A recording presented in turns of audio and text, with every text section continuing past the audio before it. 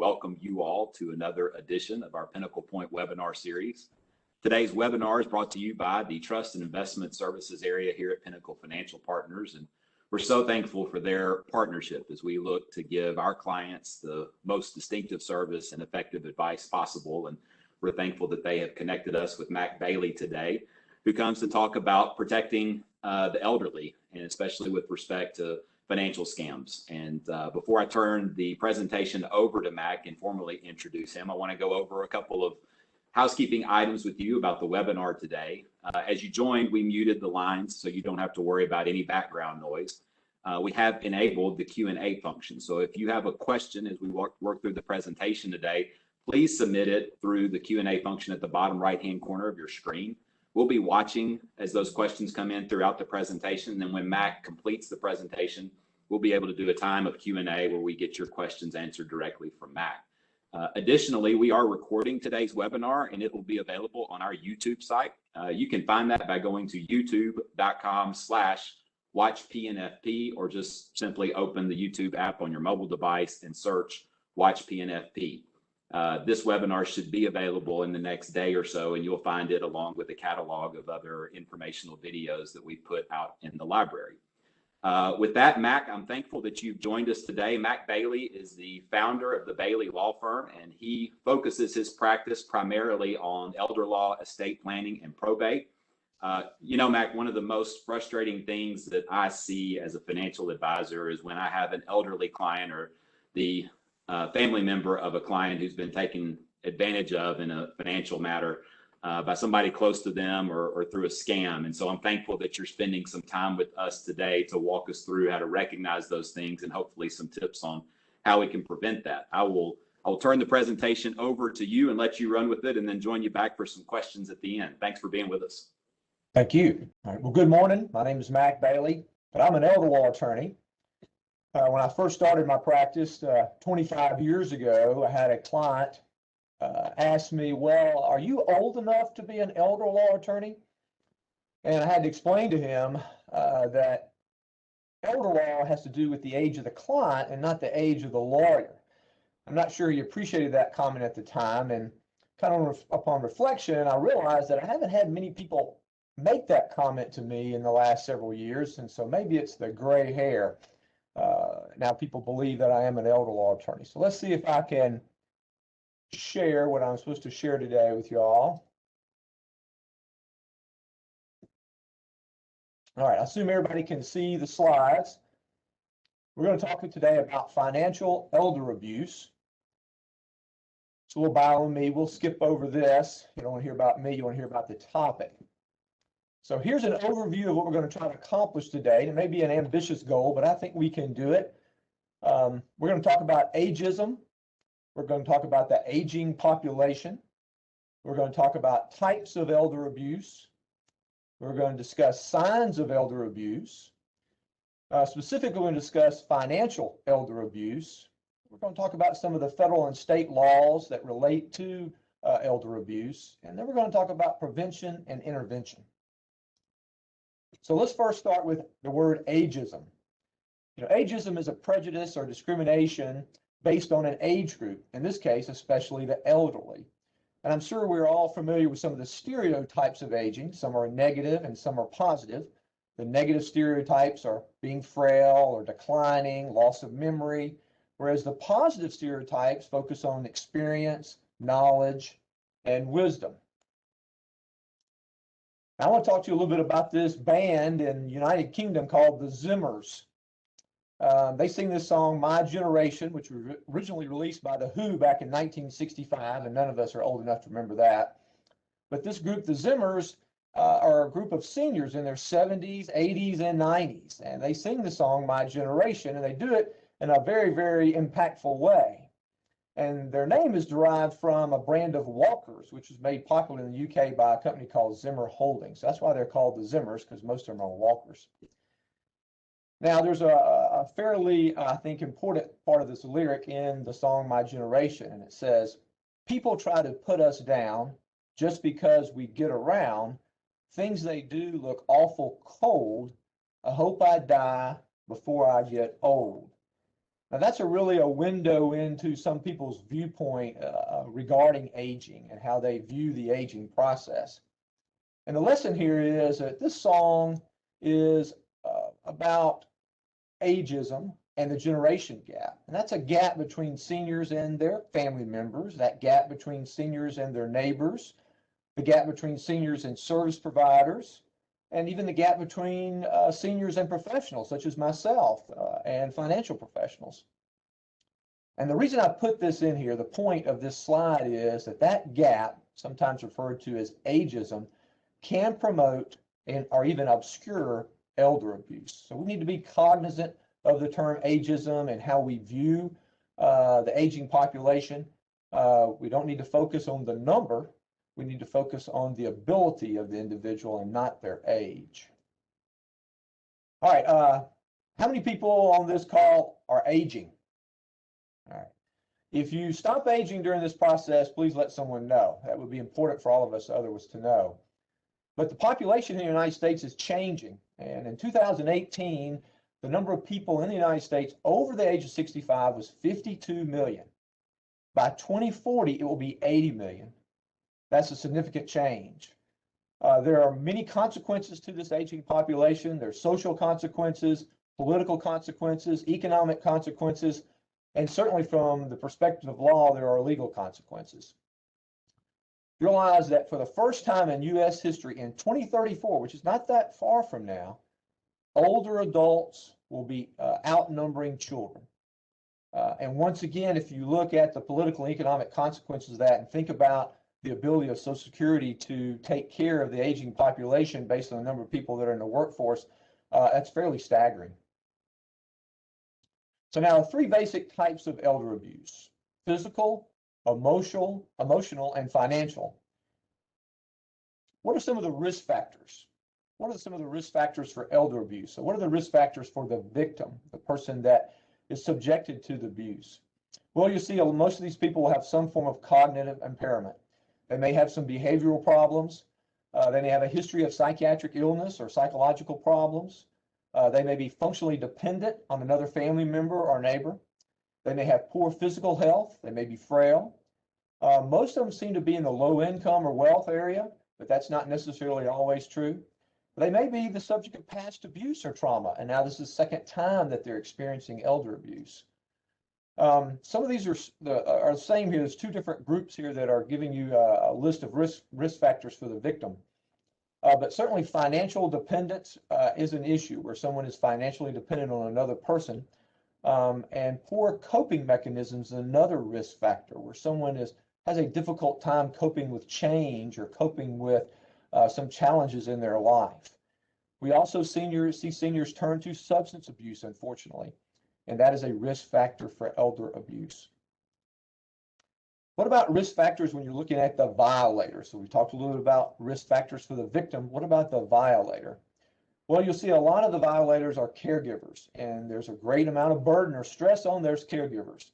Matter of fact, many times I think it's more stressful for the caregiver than it is for the person that's receiving the care. Certainly financial difficulties by the violator. That's why we recommend credit checks before people hire someone to provide in-home care for one of our clients. Past criminal conduct. Once again, we recommend a criminal background check on most of the people that provide care to our clients. The violator may also have a psychiatric illness or psychological problems or a history of psychiatric issues. And they may also have a history of addiction, maybe to alcohol, drugs, or gambling. And gambling has become more of an issue because the need for funds to basically perpetuate that particular addiction. What are some of the risk factors when you're looking at relationships between the senior, between the victim and the violator? Well, certainly family disharmony increases the risk of abuse. And I know none of us here on this telephone call have any issues with family disharmony. We all have perfect, harmonious families. And then poor or conflictual relationships where the family members or the victim and the violator have never really been able to communicate with each other or deal with problems with each other. That's certainly risk factors that we see in elder abuse. What about the environment? Does the environment lend to elder abuse? Well, yes, it does. Certainly if the senior or the elder has a low level of social support, maybe they're not involved in the community. They don't go to the senior center. They don't go to church or synagogue. They don't have neighbors who check on them. So they have a low level of social support, makes them more vulnerable to elder abuse. And then it's interesting, physical elder abuse is more likely when the senior is living with others, maybe in their family. And financial elder abuse is more likely when they're living alone. So in this case, the environment does impact the risk factors for elder abuse, but it could be opposite based on whether they live alone or live with others, depending on the type of abuse. Now, what are some of the signs of physical abuse? This is not a fun topic. Nobody wants to talk about it. But unfortunately, the reason we are having this discussion this morning is because it does occur and it's become more and more prevalent. Certainly, you need to look at the physical condition of the individual, whether they have bruises or cuts. What if their medical needs are being unattended to? What if they have untreated and reoccurring injuries? We look at hair and weight loss. That's an indication of physical abuse. Depression, withdrawal, fear of caregivers, to where they're afraid of the individual providing them with care, whereas it should be the opposite. They should be trustworthy of that person. And then poor hygiene and unsanitary living environment. We have certainly, as an elder law firm, we have certainly walked into some environments where the senior was living in a very unsanitary living environment, which promoted physical abuse. And then the fact that they maybe don't have daily living aids, or they did purchase one and now they're missing. Now, abuse can be self-inflicted. So it can be just self-neglect, where the senior has stopped taking care of himself or herself. So what are those signs? You're going to look for poor hygiene and dirty clothes. And once again, unattended injuries, malnutrition and weight loss. And then we talked about this, a lack of medical aids. If the senior or elder doesn't go out and buy eyeglasses when they need those to see, or they don't replace dentures, or they don't have hearing aids, when these are all medical aids that they need to properly function in society and at home, then that could be a sign of self-neglect. And certainly self-isolation. I'm sure all of us have seen situations where a senior simply basically cordons off the entire world away from him or her and self-isolates in their house. And maybe they self-deprive themselves of food or shelter or medical treatment. Those are also signs of self-neglect. Now, what are signs of emotional abuse? Well, there are obviously medical signs such as stress and high blood pressure. But the things that you may see if you don't have a complete awareness of their medical condition would be things like visible fear of their abuser. So they're afraid of the person that's taking care of them. Or they're unwilling to respond to your questions when you ask them questions about their living environment and how well their life is proceeding. They may have certain nervous tics, biting nails, scratching, rocking, and experience verbal assaults by families or friends. You may actually see that or witness that or hear that. Or they may be intimidated by a family or friend. You can also witness that signs of intimidation. And we certainly had that in our office, where we had someone bring a senior to the office to have them do a new last will and testament.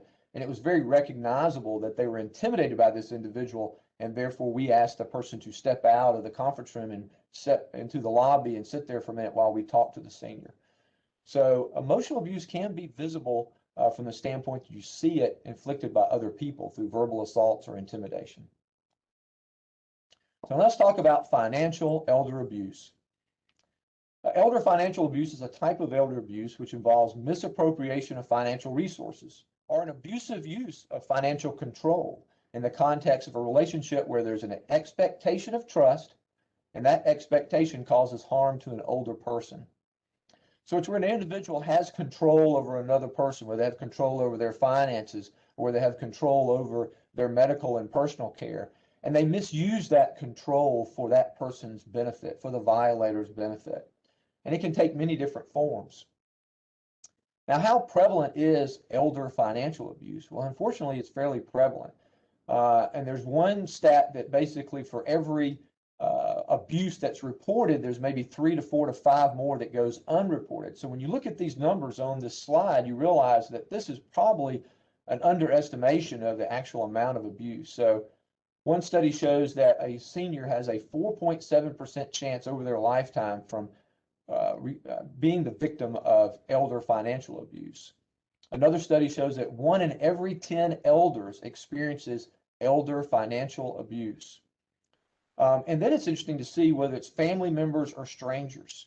5.2% are from family, 6.5% from strangers, and that obviously adds up to over 10%.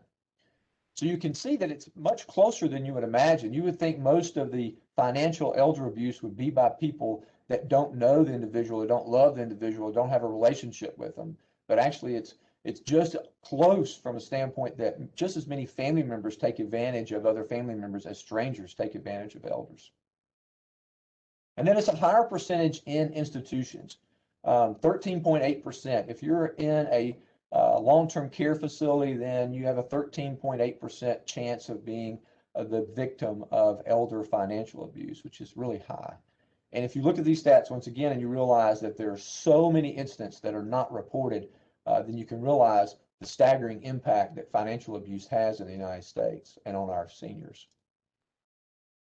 Now, who are these victims that we're talking about? What are their ages? Well, the older you are, the more likely you're going to be subject to financial elder abuse. So people in their 80s to 90s are the people that are more subject to be a victim. They find that women are twice as much to be the victim as the men. And they say that's because of the fact that women have a longer life expectancy than men right now. Living arrangements, like we said before, that if you're living alone, then you're more likely to be a victim of financial elder abuse. Health. Well, most of the time you're going to be needing assistance with health care or your activities of daily living. And if you need those assistance, then you're going to be more subject to financial elder abuse.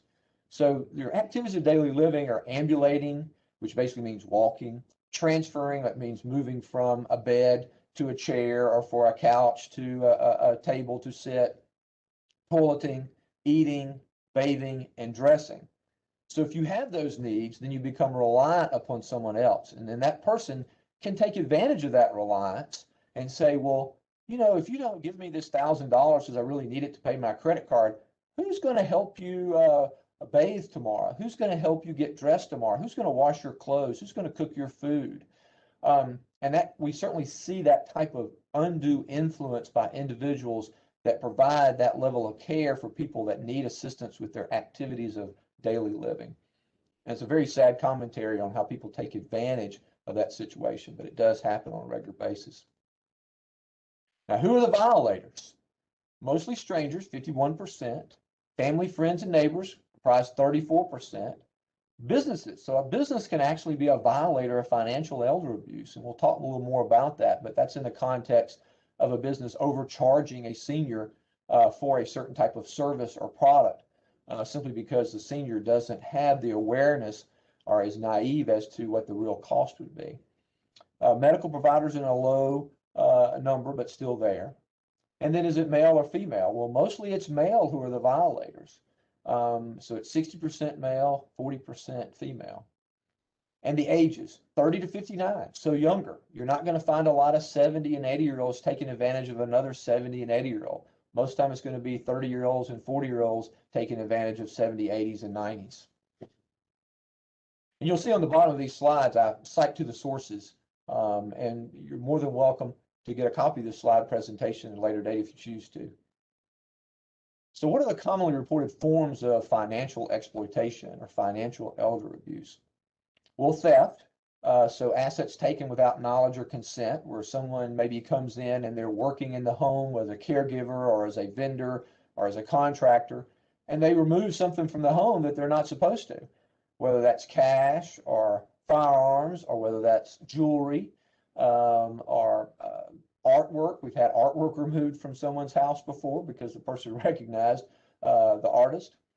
So that's a commonly reported form of financial exploitation.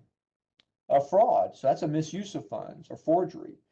We find that sometimes they will find the checkbook of the senior in their home, and they'll take the checkbook and they'll try to trace over a prior signature from another document, and then they'll go out and forge those checks. And sometimes the forgery is caught. Sometimes the forgery is so good that it's not caught, and it requires a lawsuit against them in order to prove that that's not their signature. Real estate, we find this a good bit. An unauthorized sale or mortgage or transfer of the primary residence. And I think most of you are saying, well, how can you sell someone's house, or how can you take someone's house? It's attached to the ground, so they can't take it and move it to another state. Well, they certainly get a quitclaim deed, and they have the senior sign a new deed transferring it to the caregiver or transferring it to the violator. And we see that on a regular basis, unfortunately, as well. We see problems with contractors, not all contractors. Certainly there are great contractors out there, but there are a few contractors who prey on seniors.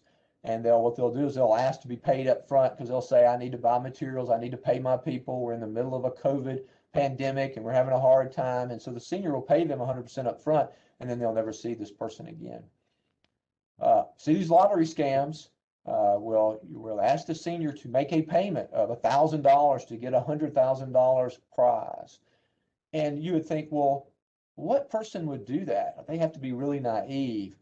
I have had very intelligent people as part of my client base fall for this scam, because the scam has become more and more refined and become to the point to where it is very, very difficult to determine that this is a scam.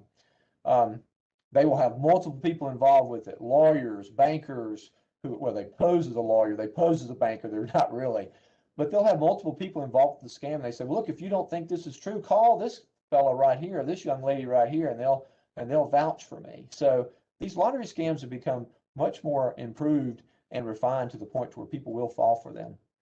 And then you've got the old phishing technique, where they'll send out an email and they'll say, I'm with a certain financial company and I need your password to verify. Well, there are no financial companies that send those kinds of emails out. The IRS also does not do that. I tell my clients on a regular basis, the IRS is not going to send you an email and say, please verify your Social Security number and date of birth with me.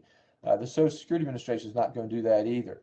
And so any reputable company, whether that's a law firm or bank or financial institution or whoever, is not going to send out an email asking you to verify passwords and Social Security numbers and dates of birth. So what are some of the signs of financial abuse or this exploitation of seniors? Well, these are some of the things that we have seen in our practice on a regular basis, unfortunately. You see a sudden involvement of a distant family member, a cousin that they've never heard before. I've been representing someone for 30 years and they've never discussed this particular cousin, and now this cousin is in complete control over this client's financial affairs. Or a new best friend. Well, my new best friend is Joe or Jane, and I rely on Joe and Jane for everything now. You have to ask them the questions and not me. Where they may add names to accounts or to property ownership that have never been part of their family history or part of their finances before. Or a revised estate plan. We will have sometimes a lawyer that will call us and say, Mr. Bailey, you did the estate plan in 2010, and this individual is here with a caregiver, and they're saying they want to change this and take everybody out of your will that you drafted 10 years ago and put this new person in. What are your thoughts about that? And certainly I will tell them what my history with this client is or what my thoughts are about it. So I'll see a revised estate plan every once in a while where someone will take them to another lawyer and try to change the will to benefit the violator. Unusual purchases. We had one client that all of a sudden started spending $20,000 or $30,000 a month on Amazon, whereas in the past they only shopped local. Well, that was very suspicious, and the child fortunately recognized the suspicion and found out that the caregiver was buying everything on Amazon through this individual's credit card, and then when the boxes arrived, they just simply put it in their car.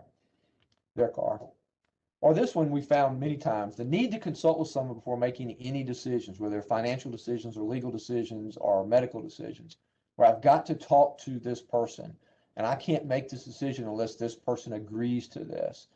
Well, that's not completely normal for someone that has all of their faculties. Most people should be able to make a decision on their own. Now, they're willing to listen to advice, obviously. Hopefully they're going to listen to advice from me as a lawyer and from their financial advisor as well. But this is more of, I can't make this decision unless this person agrees. And we see this in our office also, unfortunately. So what are some of the tools of the exploitation trade? Well, one of these tools right at the top is something that we draft on a regular basis, a power of attorney. And I tell people that you can, an individual with criminal intent can steal so much more assets using a power of attorney than they can with a firearm or a weapon. Because if this individual understands the power of attorney and the power of that power of attorney, they can certainly take advantage of that. And so powers of attorney come in kind of two hybrids here. One is called an immediate power of attorney, and one is called a springing power of attorney. An immediate power of attorney grants the agent or the person that you're appointing the immediate rights to make decisions, financial decisions for you, including withdrawing funds from your bank account, selling your house, selling your car. A springing power of attorney only springs into action when you become incapacitated. And a springing power, in order for it to spring or become effective, it has to have an affidavit or medical report from at least two physicians, two doctors who say, yes, this individual needs assistance with their financial affairs or their medical decision making. We always lean toward the springing power of attorney when we're doing an estate plan for an individual, because that protects both our client as well as the agent, the person they're appointing to make decisions for them. Because at this point, the agent has to go to two different physicians and get two different medical affidavits that state that our client no longer can make decisions for himself or herself. And that's simply a checks and balances system, a protective mechanism that's put in place that decreases the risk of elder financial abuse of our client using that power of attorney. Another tool we see is joint accounts. Now, I'm fine with joint accounts. Joint accounts work in many situations, but sometimes you may want to consider using a power of attorney combined with a payable on death designation instead of adding a child or a niece or a nephew on as a joint owner account, because either joint owner has the complete right to withdraw the funds from that account. And so you've got to really trust who you're adding as a joint owner. Now, many times what we'll find is a caregiver will try to add themselves as a joint owner an account. And sometimes that works, sometimes it doesn't. So the violator also understands the power of that joint account and being added as a joint owner of that account. And that's sometimes difficult to stop and difficult to detect, not just by the senior or the elder, but also by the financial institution. So that can be a very difficult situation to deal with. Debit and credit cards. So we see misuse of credit cards in our practice by the violator. And sometimes what we recommend, if someone is worried about this, that we say, well, look, you need to start reviewing the monthly statements, or have someone set up to where they can view them online and see what's going on. So if you're the child of a senior or the niece or nephew of a great aunt, then maybe you would want to have the ability to view their credit card statements online each month, just to monitor the spending habits, because you will always see a specific type of history of spending. It's very rare to where you see mountains and plateaus on spending on credit cards. Most times it's the same thing on a regular basis. And if you see a spike in one area, that certainly means there's a possibility of elder abuse. Once again, we talked about the email and the phishing. If it's too good to be true, then it's probably too good to be true. If you only have to pay $500 to get $5 million, that's probably too good to be true. And then the old innocent quitclaim deed.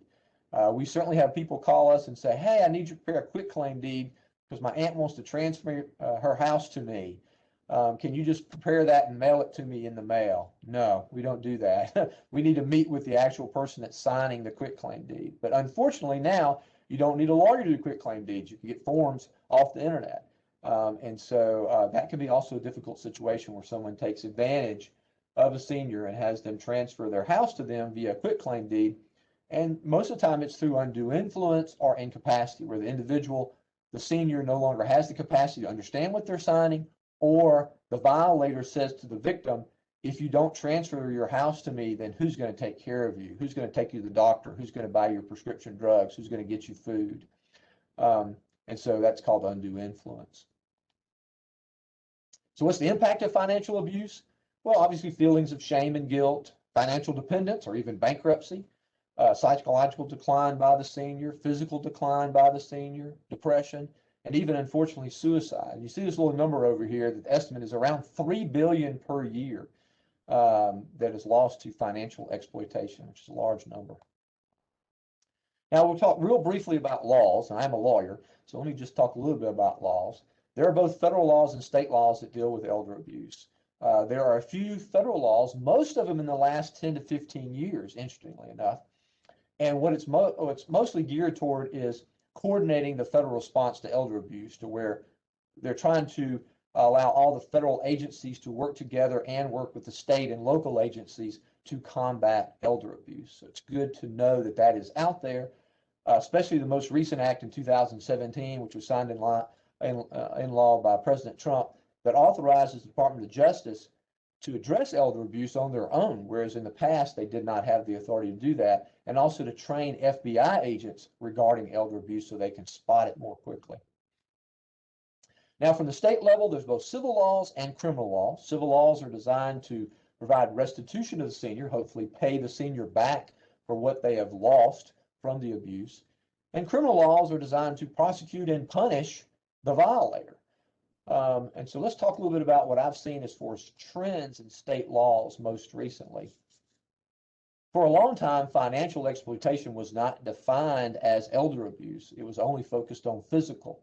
But now financial exploitation has been defined as elder abuse, and is provided both as a civil tort and a criminal act.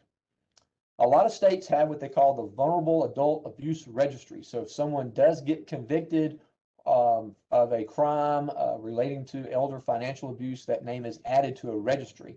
And in my state, in Tennessee, as in a lot of states, whoever is hiring a caregiver can actually consult with that registry and check and see if the individual who you're hiring as a caregiver is on that registry.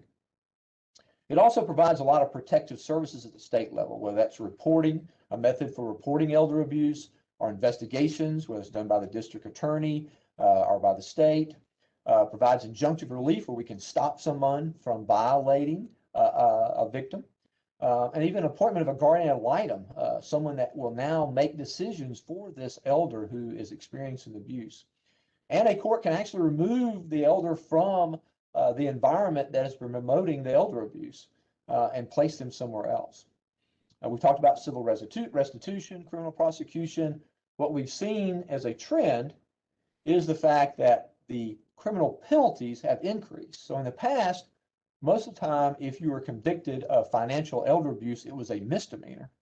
Whereas now a lot of states, many states, have increased that penalty to a level of a felony, which obviously requires a longer incarceration and maybe a greater amount of a fine.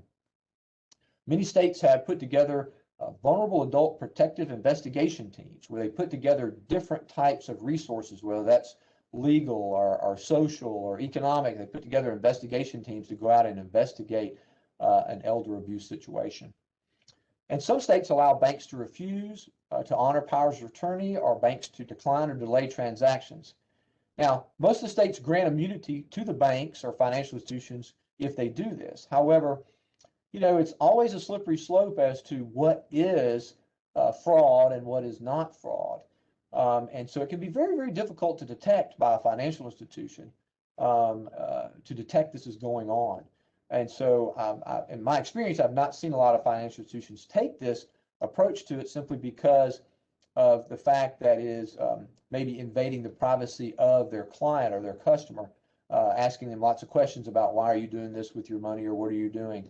And it can be a real slippery slope there. It's very difficult to detect, unfortunately. This is the problem with elder abuse, especially financial abuse, is it can be very difficult to detect until it has happened. Now, I want to bring your attention to June 15th of this year. There is World Elder Abuse Awareness Day, which happens every June 15th of every year. And it's designed basically to educate the public about elder abuse.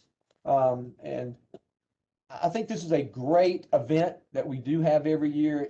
It's promoted on a world basis, because elder abuse is not just prevalent in the United States. It's prevalent across the entire world and almost every country.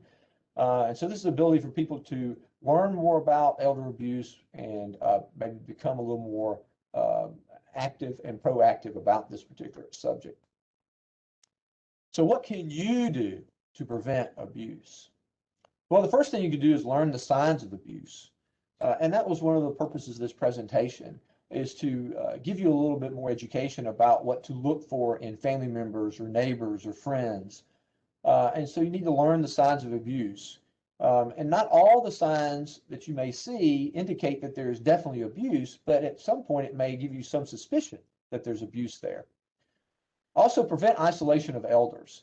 If you've got a neighbor who is always at home and has no method of transportation or can no longer drive, then try to work with that elder to decrease the amount of isolation he or she has.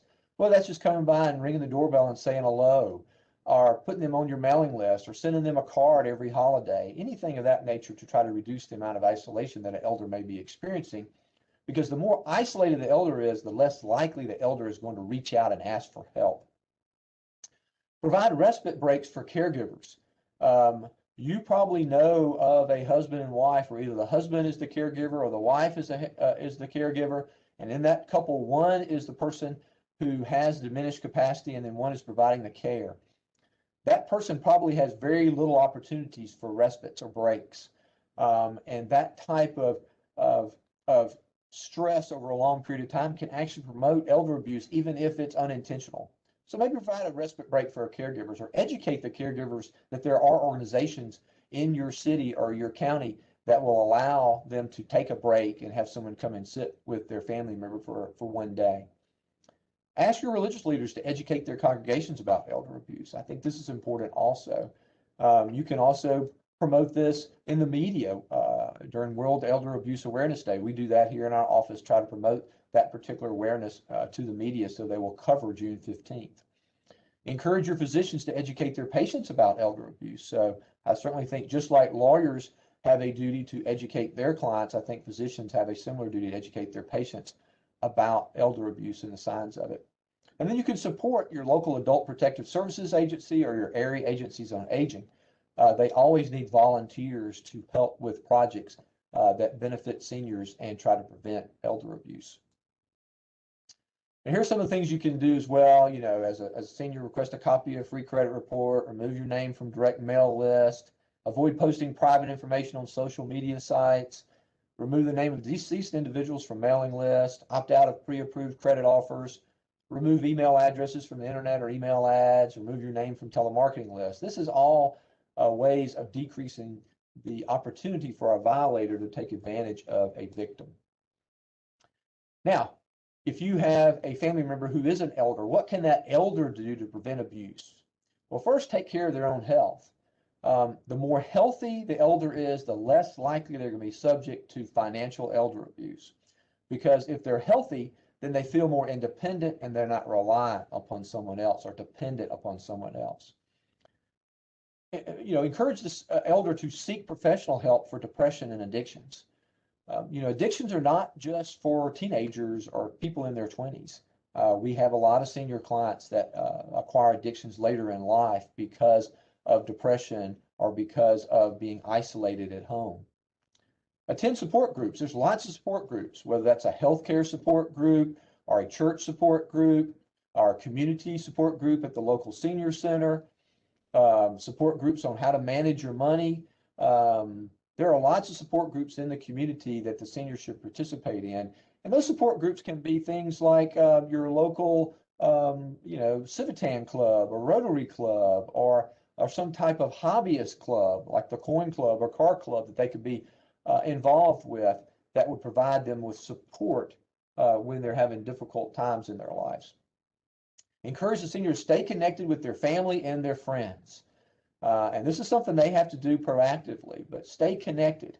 If they don't have connections to the outside world through social media, then maybe encourage them to do that. I had a great aunt that first went on social media when she was 91, and she had a great time with it. She's still enjoying it. And she fought it to the bitter end, but her two kids finally convinced her to become, have a presence on one of the social media sites, and now she loves it. Encourage the elders to open their own mail. Don't allow someone else to open their mail, because if that person has the right to open their mail, then they're going to find out what their financial situation is, what their debt situation is, and they may take advantage of that. Don't ever give personal information over the phone or the internet. And have their own phone, have their own method of communication. Don't rely on someone else to communicate on their behalf. Number one is that person may not do it. Number two is they may miscommunicate what they're supposed to be communicating to the family. So have the elder have their own phone. Sounds like something simple, But I remember years ago when I first bought my dad his first cell phone, and he refused to use it for a whole 6 months until finally he started using it. Lastly, plan ahead. Have the elders plan ahead. What can elders do to prevent abuse? Planning, I think, is important. Have some type of reporting checklist with telephone numbers available to the elder, where they have it on their refrigerator, to where if something happens, they know who to call. Sign estate planning documents. I'll toot my own horn here, or toot any other horns of any estate planning attorneys. Sign estate planning documents as a form of planning ahead to help prevent future elder abuse. A financial power of attorney allows someone, if you've appointed someone that you trust, to make those decisions for you, and it doesn't allow anybody else to make those decisions. A healthcare power of attorney, you appoint someone that you trust so they can step in and make medical decisions for you, which decreases the chance of financial abuse. Nominating a conservator or adult guardian, saying, look, if the court does appoint someone to be in charge of me, here's the person I want to be in charge. And that way the court knows who you trust and who you want to be in charge of your life. And then assemble and rely on a professional team. I think this is important. Just like we talked about maintaining connections to family and friends and making sure those people know what's going on in your life. But if you've got a good professional team, a financial advisor, a trust officer, CPA, or a lawyer, and those people are looking out after you, they're watching your legal affairs, they're watching your accounting affairs, they're watching your financial affairs. They may be serving as the trustee of a trust over your finances. You've got a professional team there to help protect you from that financial abuse. And that is something that I do see on a regular basis, that if someone has a professional team, then they are much, much less likely to be subject to financial abuse than where they do not. Because believe me, whether it's me or someone in the trust department or someone who prepares your tax returns every year, those people are going to step in and help the senior and help them stop this abuse or detect that abuse quicker. So I think a professional team of advisors is a very important method of trying to prevent elder abuse. Now, what can you do if you suspect elder abuse? Well, first of all, you can report it. And reporting, I think, is important. Many people say, well, it's not any of my business. Well, certainly if it's a family member, then I think it is your business. You need to report that abuse. You can activate a power of attorney or living trust. So if you're the agent and you see someone who has declined cognitively, you can step in and get the doctor to sign the affidavit and activate the power of attorney. You can remove the elder from the abusive situation. If that means go and pick them up and bring them to your house, then that's what you may need to do. You can initiate a conservatorship action. That's a lawsuit to appoint someone to take over an individual's personal affairs and financial affairs. You can file an elder financial exploitation civil action. So many states have a specific civil lawsuit that can be filed to try to recoup these assets. You can also pursue criminal prosecution and turn it over to the local DA. When to report? Well, these are common sense things. Your senior, their utilities are terminated. They have unpaid bills and invoices. They may be getting foreclosure notices when you didn't think they had a mortgage. There may be transfer of assets to non-family members where the car disappears. Frequent and numerous checks written to cash, for example, whereas before the senior never wrote checks to cash, he simply paid their bills directly. Unexplained disappearance of assets, things in the house disappear and the senior cannot explain where it went, and neither can the caregiver, for example. Frequent and numerous gifts, where now all of a sudden the elder is making numerous gifts to people they've never made gifts to before. And that could be to someone legitimate, like a legitimate charity. Now they're just making lots and lots of gifts to charity, and they would never have made those gifts before, but they obviously have some cognitive diminution that causes them now to make gifts that has not been made in their history. And then wasteful spending, whether that's locally or mostly online, is what we see now. To whom do you report the abuse? Well, obviously there's an emergency, call 911. But if you know the family members or you are a family member, then report it to other family members. All states and all local communities have adult protective services. If you call APS, they will come out and do an investigation and meet with the senior and come to the house. There's also domestic violence hotlines available. If you feel like that it's physical abuse, you can call that hotline and report it. There's long-term care ombudsman, which is basically in an institutional setting, and they are designed to hear complaints on abuse. Your local district attorney, your local Bureau of Investigation, in Tennessee it's the TBI, and then all states have financial institution departments that deal with consumer resources and state consumer protection agencies that you can report potential abuse. I want to thank you very much for taking this time with me this morning. Hopefully you've learned something from the presentation, and I'm going to turn it back over to Brian because I think he's going to open it up to questions. Matt, that was great. Thanks for taking the time to walk through that with us. I would remind everyone, if you joined a few minutes late, that we have recorded this webinar with Mac, and we'll make it available on our YouTube channel. You can find that a couple of different ways. Just go to youtube.com/watchpnfp, or just open up your YouTube app on your mobile device and search Watch PNFP. If you give us a day or so to get that uploaded, it will be there and available for you to rewatch and pass along to friends. We have also opened up the question and answer function, and we are to that point in the program now. We've already gotten one question come in, but if you've got a question that you'd like Mac to answer, just submit it through the question and answer function, and we'll be watching for that and try to have Mac answer it for us. Mac, we did have a question come in during the presentation, and I think this stems more from the professional side or fiduciary side. If you've got a client who is elderly, who has demonstrated some sort of concern or lack of trust in a family member who may be in charge of their financial situation, what's your perspective in terms of a hired appointed third party and maybe how to navigate that transition with that elderly client? That's a good question. I remind everybody, this is the one time you're going to ask a lawyer a question and not get a bill for it. So if you have a question, now it's time to answer it.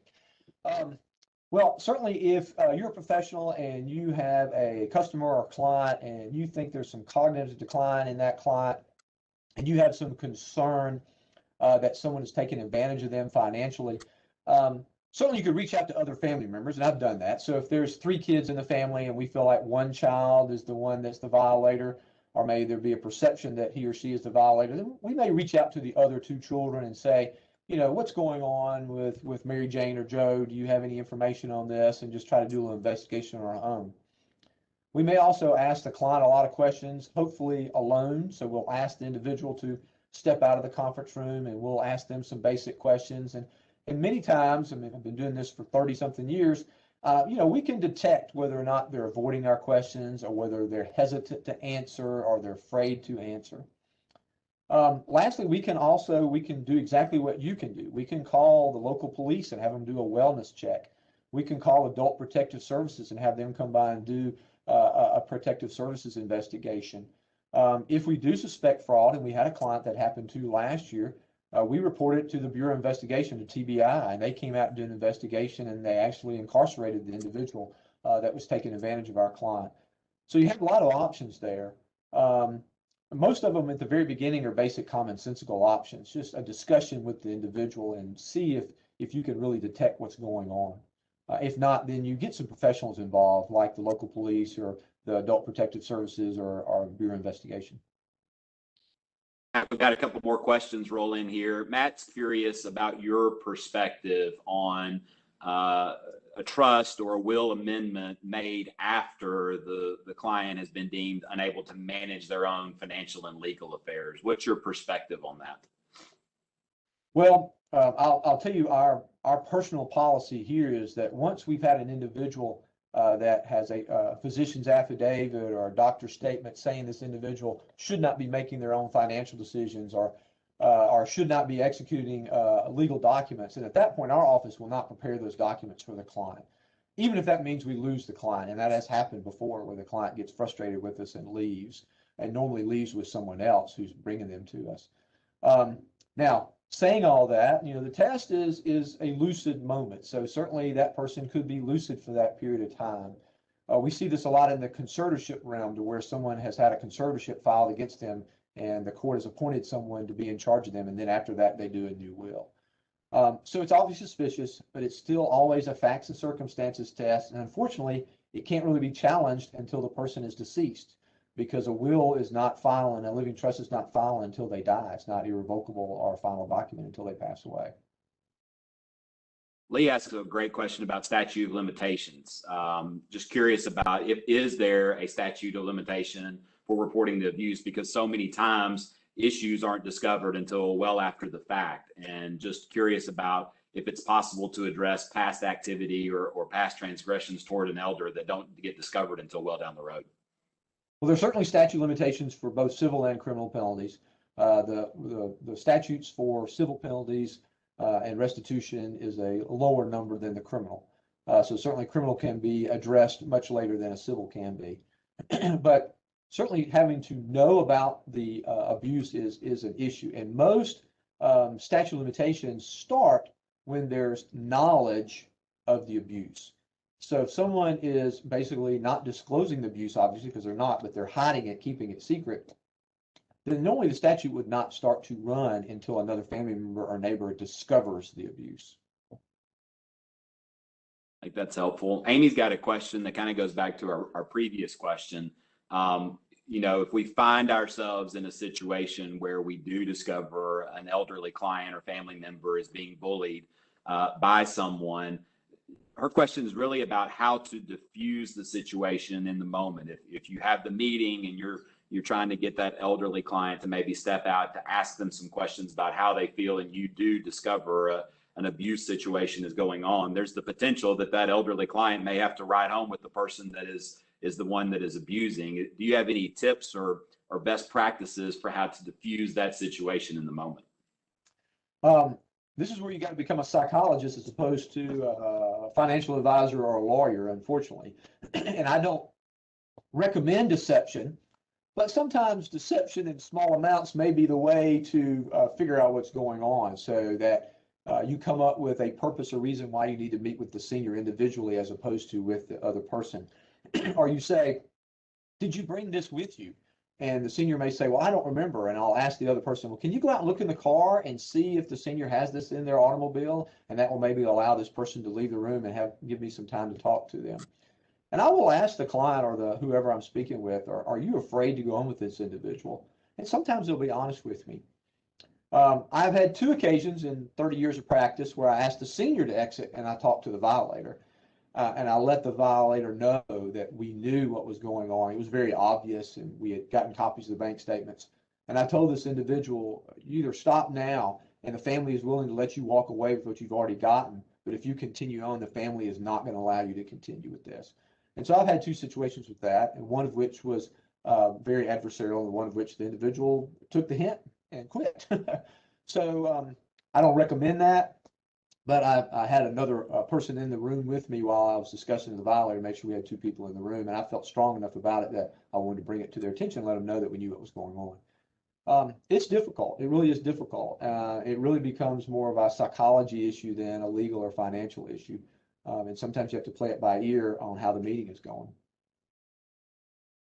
Mac, I think what you've presented to us today has been really informational and also helpful from a practical standpoint. You've given us several tips and things to look for, and also given some great guidance on how to help a parent or a family or a friend navigate through these situations. So we're thankful that you spent some time with us today, and also would remind all of our participants that Mac's been generous enough to let us record this and make it available in our YouTube library so you can find it there. Mac, we wish you well, and we're thankful that you spent some time with us today.